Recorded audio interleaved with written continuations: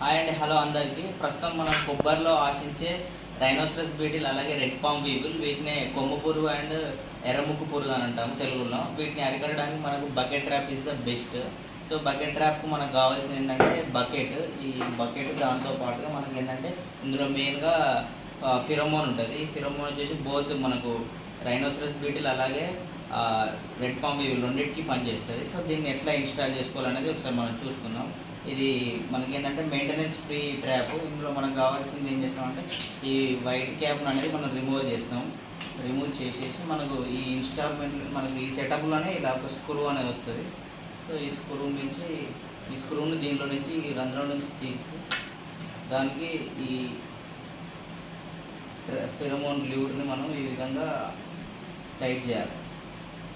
Tight చేసుకున్నాక మనకు so ఇట్లా స్టాండర్డ్గా ఇది రావడం జరుగుతుంది. దాని తర్వాత మనం దీంట్లో ఫిక్స్ చేయాలి. దీనికి ఏంటంటే 3 పిల్లర్స్ ఉంటాయి.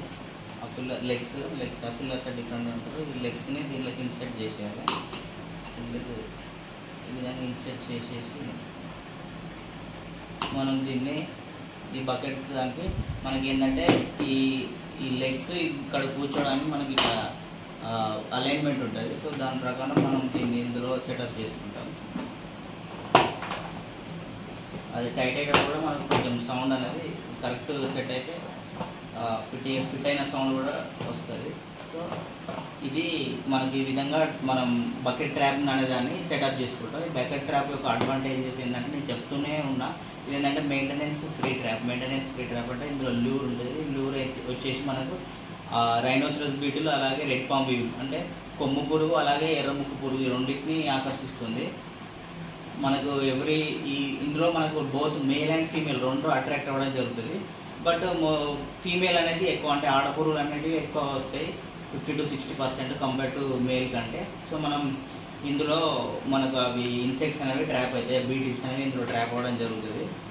దీంట్లో మనం మెయింటెనెన్స్ ఇంకొకటి ఏంటంటే దీని వర్క్ ఇంకా ఎఫెక్టివ్నెస్ ఉండడానికి మనం ఏం చేయాలంటే ఒక 6 ఇంచుల షుగర్ కేన్ అంటే చెరుకు ముక్కను కనుక ఇందులో ఒక 2 పీసెస్ చేసి వేసుకుంటే అది ఇంకా ఎక్కువగా అట్రాక్ట్ చేసుకోవడం జరుగుతుంది.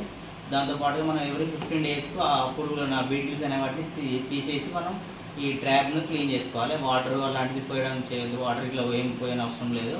ఇంకొకటి ఏంటంటే మనకి ఈ యొక్క ల్యూర్ ఉంది కదా, ఈ ల్యూర్ యొక్క వ్యాలిడిటీ ఏంటంటే మనకు వచ్చేసి 75 days to 90 days అంటే రౌండ్ ఫిగర్ 3 months ఉంటుంది. దాని తర్వాత మనము ఈ యొక్క ల్యూర్ను చేంజ్ చేసుకోవాలి. సో ఈ బకెట్ ట్రాప్ను మనం ఎట్లా ఇన్స్టాల్ చేసుకోవాలి ఫీల్డ్ అంటే ఇవి ఎన్ని నెంబర్స్ పెట్టుకోవాలి మనకు వచ్చేసి ఇప్పుడు ఇవి 8 నెంబర్స్ పెట్టుకోవాలి. 8 నెంబర్స్ అంటే 4 వచ్చేసి రెడ్ పామ్ వీబుల్ కనుక్కోండి, 4 మనకు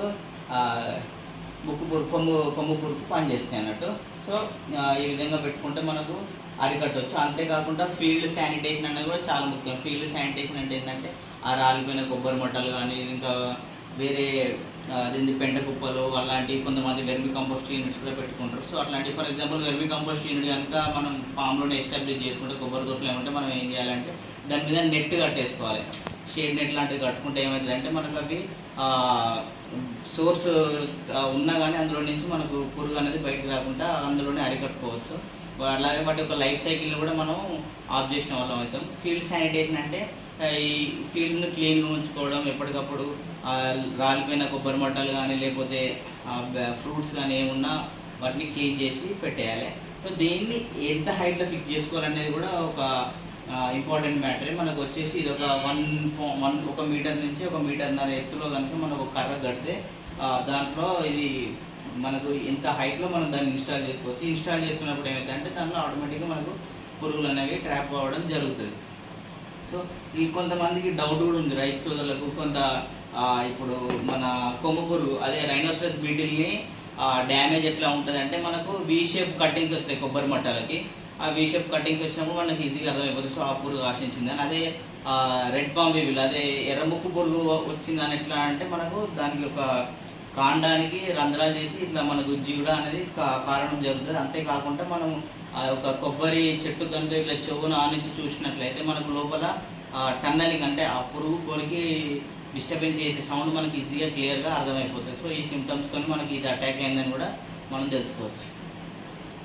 మనం చూస్తున్న వీడియోలో రైనోసరస్ బీటిల్ అంటే కొమ్ము పురుగు యొక్క డ్యామేజ్ ఏ విధంగా ఉంటుందని చెప్పడానికి ఈ వీడియో తీస్తున్నాము. ఈ విధంగా మనకు సిమ్టమ్ అనేది అంటే ఈ విధంగా డ్యామేజ్ చేయడం జరుగుతుంది. వి షేప్ కటింగ్స్ అంటాం వీటినే మనము. అంటే ఇది కనుక డ్యామేజ్ చేస్తే కనీసం ఈ కొబ్బరి మట్ట అనేది మనం పందిరిలో వేసుకోవడానికి కూడా పనికి రాకుండా అంత డ్యామేజ్ చేస్తుంది. సో దీన్ని డ్యామేజ్ అంటే మనం దీన్ని ఒక కంట్రోల్గా ఏం వాడాలంటే ఫిరోమోన్ ట్రాప్స్. ఇందాక మనం డిస్కస్ చేసినట్టుగా ఫిరోమోన్ ట్రాప్స్ కనుక పెట్టుకుంటే ద బెస్ట్ ఆప్షన్. అంటే కెమికల్ కంట్రోల్ కూడా ఉంది, దానికంటే బెస్ట్ ఫస్ట్ మనం కెమికల్ కాకుండా ఈ విధంగా ప్రాక్టీస్ చేస్తే మనం కెమికల్స్ని కూడా అవాయిడ్ చేసిన వాళ్ళం అవుతాం. ఒకవేళ ఈ విధంగా కంట్రోల్ అవ్వట్లేదంటే నెక్స్ట్ మనం కెమికల్గా కంట్రోల్ ఏముంటుంది అనేది కూడా నేను టెక్నికల్గా కెమికల్ నేమ్స్ కూడా చెప్పడం జరుగుతుంది.